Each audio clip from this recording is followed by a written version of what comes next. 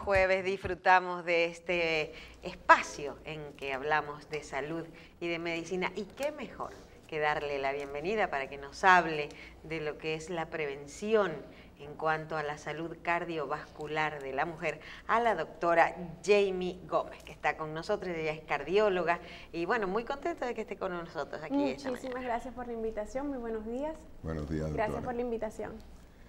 Doctora, nosotros siempre nos hemos preocupado más por la prevención que por el tratamiento de las enfermedades, porque entendemos que si se hace prevención no hay que tratar enfermedades. Sí. Y lógicamente, teniendo una persona como usted aquí, con la experiencia suya, queríamos hablar de algunas cosas de la prevención de las enfermedades cardiovasculares en la mujer, principalmente. Claro. Porque en años se tenía entendido que la enfermedad cardiovascular era más de frecuente en el hombre que en la mujer. ¿Es así? Pero hoy se ha demostrado que la mujer también pues sufre de las enfermedades cardiovasculares, y esto porque tenemos que el aumento del colesterol y los estrógenos pues hace que los niveles de HDL se alteren en la mujer, y esto pues puede llevarnos a tener. ¿Qué podríamos nosotros hacer para controlar esto en una mujer? Sí, claro que sí. De hecho, yo quería congratularlos a ustedes porque hay muchos programas que actualmente sí veo que se dedican de hecho a la prevención. Ustedes saben que la medicina de hace unos años básicamente era una medicina curativa, no preventiva. Ya uno sabe que la medicina preventiva es mucho más económica y disminuye muchísimo lo que es el dolor a nivel familiar y los costos a nivel del sistema de salud pública en todos los países del mundo. Con relación a la enfermedad cardiovascular, bien como decía el doctor, realmente es una enfermedad que pensábamos que era más de hombres que de mujer, pero resulta que tanto la Sociedad Americana como la Sociedad Española de Cardiología pues han puesto en evidencia mediante estudios de gran escala que realmente es más frecuente en el sexo femenino que en el masculino. Todo lo contrario, exactamente como usted pone esa cara.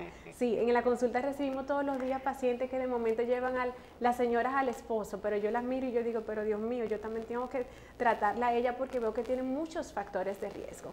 Entonces, realmente comentarle que las enfermedades cardiovasculares pues ocupan el primer lugar de muerte, o sea, a nivel mundial. Y de muerte en las mujeres también. Sí, claro que sí, doctor. Representa más o menos, para el 2013 se estimó que representaba 17 millones de muertes a nivel mundial. Entonces, si eso más o menos se extrapola hacia el 2017, pues sabemos que lamentablemente la prevención no ha sido del todo efectiva, aunque estamos trabajando constantemente en ella, ¿cierto?, en los medios sociales y como ustedes están con la finalidad de tratar de disminuir esas cifras. Es bueno recordar a los televidentes que las enfermedades cardiovasculares pues son aquellas que afectan todo lo que es el corazón y los vasos sanguíneos.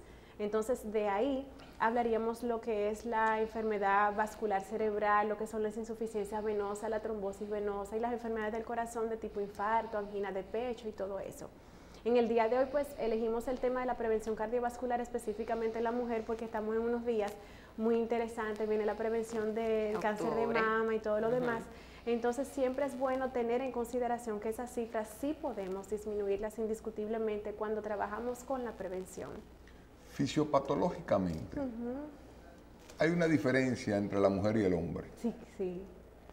Explíqueme un poquito por qué afecta más a la mujer o por qué afecta más al hombre desde el punto de vista fisiopatológico. Hay un detalle muy importante, por ejemplo, con la enfermedad cardiovascular en el caso de la mujer. O sea, tenemos épocas en la vida de la mujer, específicamente entre los 45 y los 50 años, en donde ya llega algo que se llama climaterio, que es cuando van disminuyendo las hormonas.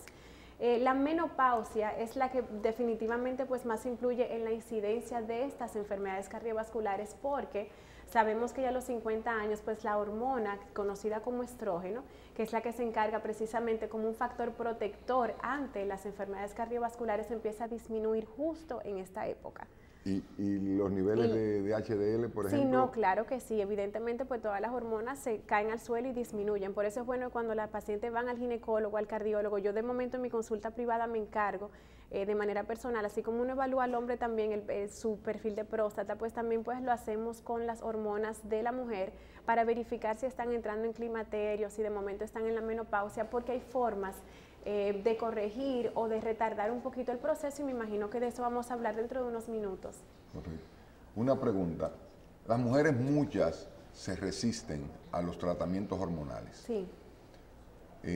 ¿Deberían hacerse tratamientos hormonales? ¿Les ayuda, les mejora, les disminuye el riesgo cardiovascular a la mujer? Mire, el tratamiento hormonal no está aprobado todavía por la Sociedad Española ni Americana, incluso la FDA no lo ha aprobado todavía, el tratamiento hormonal de reemplazo para la mujer. Sin embargo, existen algunos compuestos que actualmente se están utilizando, los menciona como naturales. Para mí no hay nada natural si ya es un compuesto que ha sido preparado, pero son elementos que se están utilizando y ciertamente mejoran mucho, doctor, porque la menopausia da muchos síntomas, o sea, y eso es bueno que los pacientes, por ejemplo, que nos estén mirando lo sepan, o sea, se quejan mucho de lo que son los calores, ellas la llaman sofoques, le falta mucho el aire, cambia el patrón del sueño, se ponen irritables, se ponen intranquilas, la libido o el deseo sexual disminuye muchísimo, sufren mucho de estrés, caen en depresión. Entonces, una manera de uno como especialista poder ayudarlas, porque hay muchísimas formas. Disminuye, por ejemplo, lo que es la densidad ósea, y ahí empieza entonces la osteopenia, la osteoporosis. O sea, la menopausia realmente es una circunstancia en la vida de la mujer que hay que saber ayudarla a afrontarla, porque de hecho hay muchas pacientes que se deprimen y es muy triste. Pero si todavía no tenemos las hormonas aprobadas por la FDA, el mayor riesgo de las enfermedades cardiovasculares vienen por una alteración hormonal, por una disminución. Esto, ¿cómo ustedes piensan prevenirlo a futuro? Porque cada vez la mujer está entrando en una menopausia mucho más temprana, precoz. Claro, y hay algunas que por porque la menstruación le está llegando ya a las niñas con 12 años. No, 9. La menopausia le va a llegar más temprano. Sí. Entonces esto quiere decir que ustedes van a tener un futuro económicamente hablando muy bueno, los cardiólogos, porque cada día van a tener más problemas cardiovasculares en la mujer. Lamentablemente.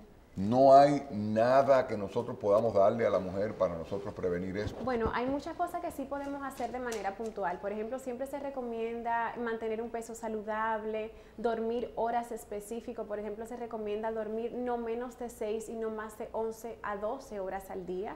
Se recomienda una dieta que sea cardio saludable, cargada en frutas. Pero doctora, el que duerma 11 horas al día no es más que un vago. No más de 10 me gustaría eso. Sí, sí, pero 11 horas al día es un vago, vamos a estar claros. El cardiólogo que me diga a mí duerma 11 horas al día. No, imposible. Sí, o sea, se recomienda no menos de 6 y no más de 10 a 11 horas. En promedio, de 8 a 9 horas sería lo suficiente. Se recomienda, por ejemplo, que tomemos una siesta al mediodía, eso está recomendado. Más vago todavía. También. De 20 minutos está descrito, y por ejemplo, en el caso de ustedes, si trabajaran, por ejemplo, sentado todo el día, se recomienda que tomen un breve descanso de unos 5 o 10 minutos para movilizarse, para cambiar de ambiente, y ha sido demostrado en estudios. Y cuando el jefe no te permite esos 5 a 10 minutos de receso durante el trabajo. Bueno, sería aguantarse, pero realmente los estudios demuestran que incluso aumenta la rentabilidad y aumenta el desarrollo de ese empleado. Sí. Otras cosas serían indiscutiblemente disminuir un poco la masa ósea, hay que hacer ejercicio.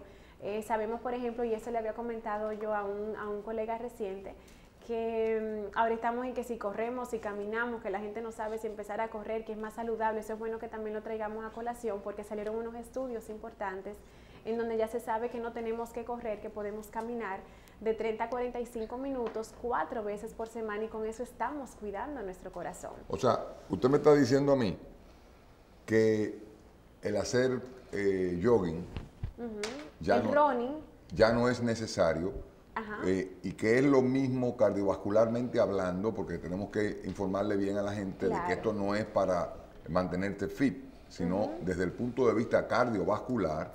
Caminar de 35 a 40 minutos a un paso moderado 4 veces a la semana es lo mismo que correr. Es suficiente. No es lo mismo, porque realmente cuando usted corre o hace el running 5 kilómetros, no es lo mismo. Pero ellos tienen unas funciones específicas, pero como estamos hablando del efecto cardiovascular y la prevención, aquellas personas que, por ejemplo, que tengan sobrepeso, que no quieran dañarse la rodilla, que no tengan, por ejemplo, la estructura física para correr, porque no todo el mundo tiene la estructura física para correr. Entonces, ciertamente sí podemos cambiar la opción a caminar. Nadar se acepta también de 30 a 45 minutos 4 veces a la semana, y con eso disminuye lo que es el proceso inflamatorio a nivel de las arterias, Disminuye la tensión arterial, disminuye los niveles de glicemia, de glucosa en sangre y disminuye también lo que es el colesterol o colesterol malo o LDL.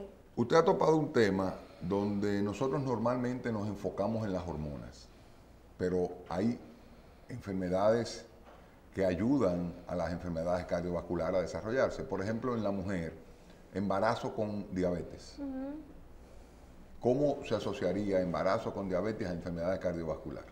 Sí, mire, el embarazo realmente y la diabetes ya se consideraría un embarazo de alto riesgo, de muy alto riesgo, no importa la edad de la paciente. Se sabe, por ejemplo, que las mujeres embarazadas también presentan complicaciones cardiovasculares, no del tipo infarto, ni angina, ni trombosis más frecuente, sino de disección aórtica, que ya eso sería un tema completamente distinto. Pero realmente una mujer embarazada de cualquier edad que tenga la particularidad de que sea hipertensa o que sea diabética o que fume o que tenga insuficiencia venosa o que tenga antecedentes de arritmia o alguna otra patología cardiovascular se considera un embarazo de alto riesgo y hay que seguirlo muy de la mano con un equipo multidisciplinario. Estamos muy de moda hoy en día. Cuando yo era muchacho, las mujeres tradicionalmente pues no bebían. Se bebían un traguito, se bebían algo escondida porque eso era las mujeres de mala vida que tenían que beber. La mujer. Hoy en día se ha demostrado que no, que está aceptado incluso. Que está aceptado sí, como... Claro que exacto. Sí. Pero una correlación, tabaco, alcohol, grasa. ¿Cómo le va a esa mujer? Le va muy mal, doctor. Realmente todo con moderación sí se pudiera hacer. Por ejemplo, las guías nos enseñan que en el caso de ustedes los hombres, por ejemplo, los dos hombres que tenemos en el panel, ya voy a entrar con la señora, se acepta que tomen dos tragos por día. Entonces los tragos están establecidos. Sí, pero doctora, es que hay pero una no pueden tomarlos porque... de todo lo que no tomo durante la semana en un solo día. No se pueden juntar. Entonces el tema pero ahí es hay una contradicción cantidad. Porque entonces los psiquiatras dicen que todo el que se toma un trago al día es alcohólico. Bueno, pudiéramos conversarlo y de momento hacer un panel con ellos, saber lo que piensan, porque es que todo eso está demostrado, o sea, está demostrado. Por ejemplo, en el caso del hombre, por decirle algo, si toman vino, el vino no puede ser más de 4 onzas diario, ¿está bien? En el caso de la mujer, pues se acepta solamente un trago al día. En el caso de ustedes, como se sabe que el metabolismo del hígado a veces es mucho más importante y la contextura física de ustedes es mayor, se acepta 2 tragos diarios. Lo que no se puede es tomarlo todo el fin de semana, o sea, no doctora, tomarlo de lunes a viernes y tomarlo el fin de semana. Déjeme decirle que usted, aparte de que se expresa muy bien, usted es muy inteligente. Porque normalmente los médicos le dicen a uno 2 tragos al día, pero no dicen el tamaño del trago. Usted empezó especificando el tamaño del trago y después la cantidad de los tragos. Claro, por ejemplo, bebidas cortas como el vodka que se toman en tragos cortos es un cc, una onza, perdón. Que pero mejor no te la bebas, porque ensuciate la boca que va. Por eso le digo que realmente todo está medido y es con moderación. En el caso de la cerveza, que hay algunos que prefieren, bueno, yo prefiero tomar cerveza, por ejemplo, son 6 onzas. O sea que todo está medido y todo está muy calculado y la idea es saber, por ejemplo, que el tabaquismo produce un estado inflamatorio a nivel de las arterias, como lo hace el alcohol en dosis grandes, como lo hacen, por ejemplo, las drogas controladas en dosis altas. Entonces, ¿qué pasa? Si somos un poquito gorditos y de momento tenemos un color oscuro en la piel, pues sabemos que tenemos mayor predisposición a padecer de efectos cardiovasculares.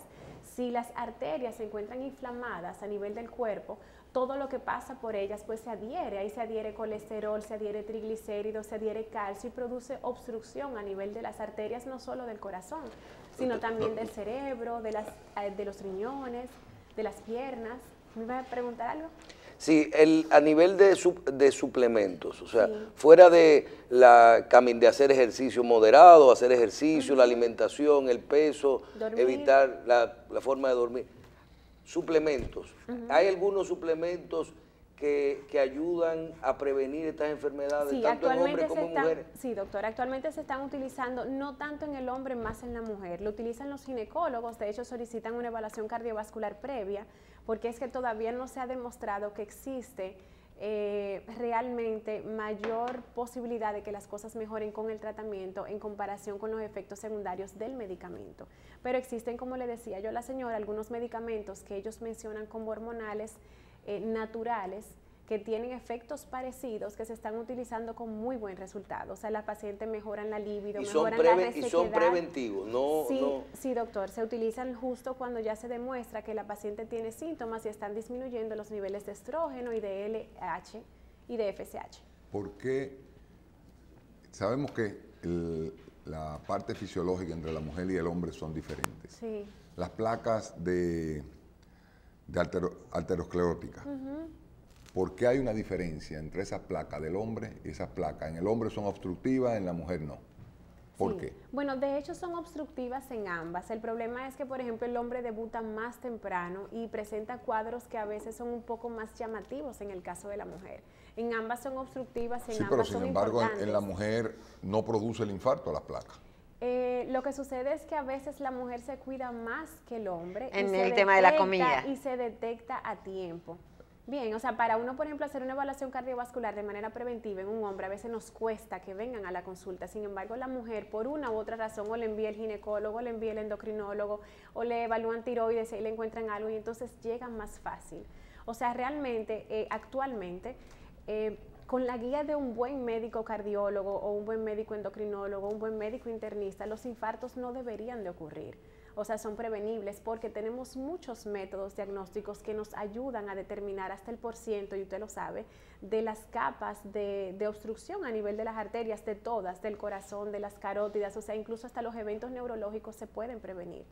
O sea, es perfectamente prevenible y posible llegar a 80, 85, 90 años sin ningún tipo de estas complicaciones. Por eso trabajamos tanto con la prevención. Sí, pero ya es tan común, perdón, doctor, que sí, se hable de, usted habla de 80, 85, 90 años, y ya estamos, es que ha subido ya tan... Sí, la expectativa de vida anda más o menos entre 75 y 80 años, doctor. Sí, pero, sin embargo, a lo que le estoy preguntando, la mujer sufre de más angina de pecho que el hombre. Sí, lo que pasa es que hay que ver si realmente son anginas de pecho u otros cuadros. Presentan también muchas alteraciones a nivel de la pared costal. Pero sin embargo hacen menos infarto que el hombre. Porque se previene más, o sea, se llega Pero un ¿cómo? momento... ¿La mujer no se cuida? Claro, la mujer se cuida. La mujer nada más quiere hacerse, la mujer nada más va al médico para chequearse cuando se va a operar. No, mira, tú sabes qué sucede. Es muy importante la interacción que uno tenga entre el médico y el paciente. Yo siempre entiendo que, y siempre les digo, o sea, si no hay ese clic entre el paciente y el médico, o sea, uno no puede trabajar bien. Existen métodos como la gammagrafía cardíaca que habla de perfusión, que son métodos mucho más importantes y funcionan más rápido, por ejemplo, que una prueba de esfuerzo convencional.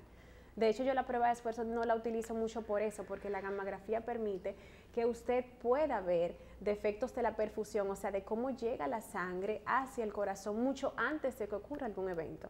O sea, es completamente prevenible. Como ella se siente mal, y digo ella en el caso de la señora, que es la única que está en el panel, ella asiste al cardiólogo, le estudiamos y prevenimos. En el caso del hombre, con el corre-corre del trabajo y de que yo soy más fuerte y de que yo tolero y de que yo puedo, los hombres se nos infartan. No sé si me doy a entender. Sí, correcto.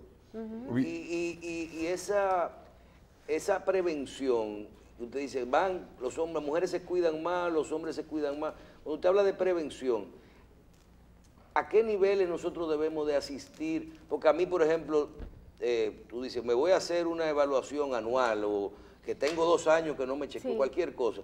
Pero usted habla de que una persona normal, un hombre, una mujer, debe de ir para prevenir al cardiólogo y hacerse una gammagrafía de rutina. No, para nada, doctor. Por ejemplo, se recomienda que luego de los 30 o 35 años se haga la primera evaluación cardiovascular. Mi hijo, por ejemplo, tiene 6 años y va al cardiólogo pediatra anual. O sea, sí, no tiene absolutamente ninguna condición cardíaca. Y eso no es como un exagero, doctora. Eso es porque a usted le sale gratis el cardiólogo. Eso está escrito también. Así como a los 6 años. Sí, doctor, sí, claro. Se hacen sonografías intraútero. O sea, todo eso existe. Lo que pasa es que tenemos que poner ese conocimiento a la disposición de la población, y por eso es que me gusta cuando me invitan, porque ellos saben que ese tipo de cosas existen. Y a nivel de seguridad social, los seguros médicos y esto, ¿a qué niveles te cubren prevención? Sí, o sea, yo puedo decir, sin estar enfermo, déjame ir a hacerme un examen y puedo no invertir de mi dinero y decir, bueno, mi tarjeta de seguro me va a cubrir. Lo cubren, doctor. Los planes, inclusive los planes básicos. Sí, claro que sí, claro que sí. Por ejemplo, una evaluación cardiovascular básica, por ejemplo, a los 30 años, 35 años, en el contexto de un paciente como que si no fuera sufra. como si fuera la señora aquí, ¿verdad? Exactamente, que no sufra de nada. realizarle, por ejemplo, un electrocardiograma, un ecocardiograma, el peso, la talla. La prueba de esfuerzo no siempre se le hace como medicina preventiva a todos los pacientes, al menos que tenga síntomas o que tenga, por ejemplo, algún familiar en primera línea que esté enfermo del corazón o de alguna patología cardiovascular, pero sí lo aprueban. Estudios especiales como angiotomografía coronaria, gammagrafía que ya les he mencionado, hay que demostrarlo. Al seguro, a las ARS. Que es necesario ese tipo de estudios. Y lo aprueban, o sea, porque se indican cuando se necesitan, evidentemente, no a todo el mundo, y lo aprueban sin ningún problema. O sea, para la seguridad social o para las ARS, para ellos es mucho más barato y mucho más económico la prevención que se le enferme un paciente y haya que ingresarlo en intensivo y hacerle un procedimiento invasivo, que es más costoso. Doctora, en medicina, como todo en la vida, lo que es bueno hoy, mañana no es tan bueno. Siempre, eso es diario. Eso es todos los días. Sí. Ahora salen que las frituras no producen colesterol. Yo no había leído eso. Sí, que ya usted puede comer toda la fritura que usted quiera. Y las grasas animales también, no se está hablando aumenta el colesterol. Pero nosotros tenemos desde pequeño entendiendo que un colesterol alto predispone a una enfermedad cardiovascular. Claro.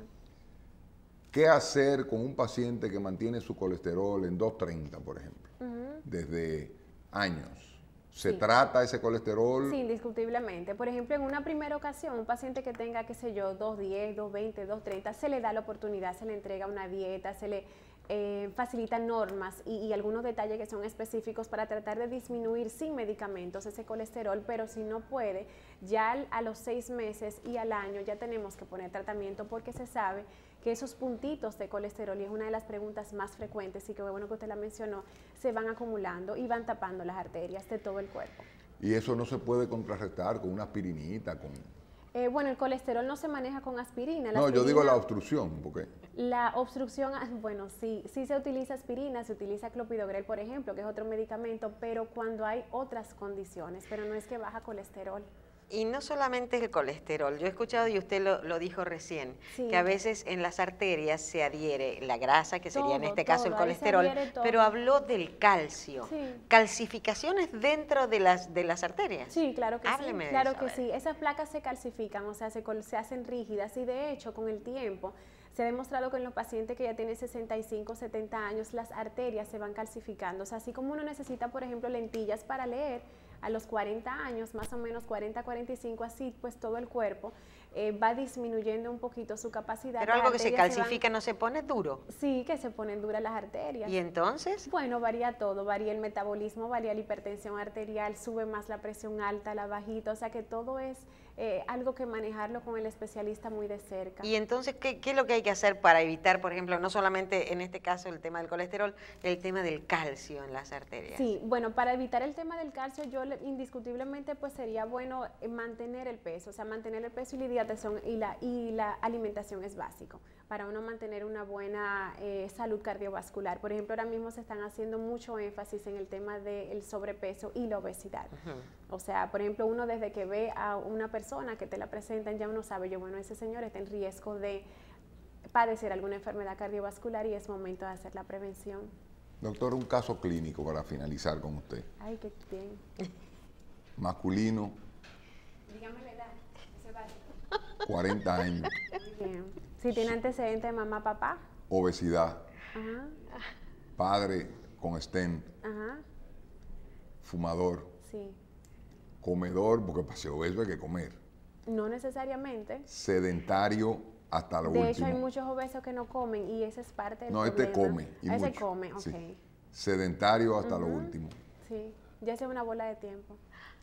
¿Una ¿Es qué? el próximo invitado? No. Eso es una bomba de tiempo. Sí, doctor. Correcto.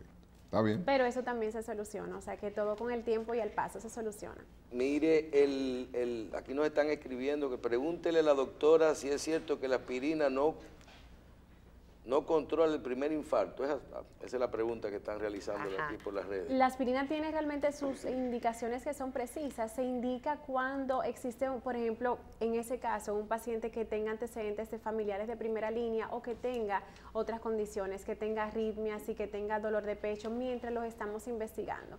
Luego de un primer evento hay que dejarla fija por lo menos un año. Los excesos y el doctor Jacín habló de la gente que quiere estar fit, y que son, vemos ahora que todo es maratones, sí. triatones, ahora en Berlín hubo crossfit, sí. muchísimas cosas en Sí. extremo. ¿Esto beneficia a la larga estar tan en forma y tener tanta capacidad de hacer ejercicio o puede ser perjudicial también? No, yo pienso que con una buena evaluación y de la mano con un equipo capacitado para eso, porque para todo hay equipos, o sea, tanto para el running, para los maratones, o sea, de la mano de especialistas no hay ningún inconveniente. Siempre es bueno tomar en consideración que antes de empezar una rutina de ejercicio, así sea caminar, es bueno evaluarse. Pero ciertamente estos pacientes aumentan la capacidad funcional de todo, o sea, de su cuerpo, del pulmón, del corazón, de la circulación del cerebro, o sea, que tiene sus beneficios. Bien. Doctora, muchísimas gracias. Gracias por la invitación. ¿Dónde venden las tazas de medir las onzas de los vinos? La taza. No, eso, la doctora lo leyó en un libro. Y, doctora, óigame lo que le voy a decir. Usted acaba de demostrar que usted no bebe trago. Olvídese, No, nadie que beba trago, diga que nada más sírveme 3 onzas. No.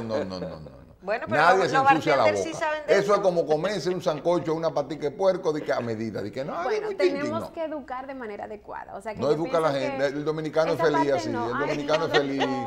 Déjalo que se mueran tranquilo, que el están dominicano es aumentando feliz. los casos. O sea, a ¿De pesar verdad? de que uno trabaja y trabaja, los casos están aumentando. Pero también principalmente hay en más los gente, países. doctora, hay mucha gente aquí. Bueno, vamos a tomarlo por ahí también, a Claro, perdonarlo. mucha gente. Que es muy temprano. Gracias, No, eso es doctora. Gracias por la invitación. Le Que damos se repita, pues, doctora. las gracias a la doctora. ¿Tiene algún teléfono por si alguien quiere está su- ubicarla o Muchísimas su gracias, claro que sí. consultorio? El consultorio está en el Centro Médico Moderno, eso queda en la Charles Sommer, y el teléfono es 809-544-3007. 809-544-3007 para ubicar a la doctora Jamie Gómez, cardióloga, y bueno, y además escucharla hablar es un placer porque hasta uno que no es médico aprende. Muchísimas Bueno, gracias por haber estado con gracias, nosotros. gracias. No se vayan, que viene ahora otro doctor.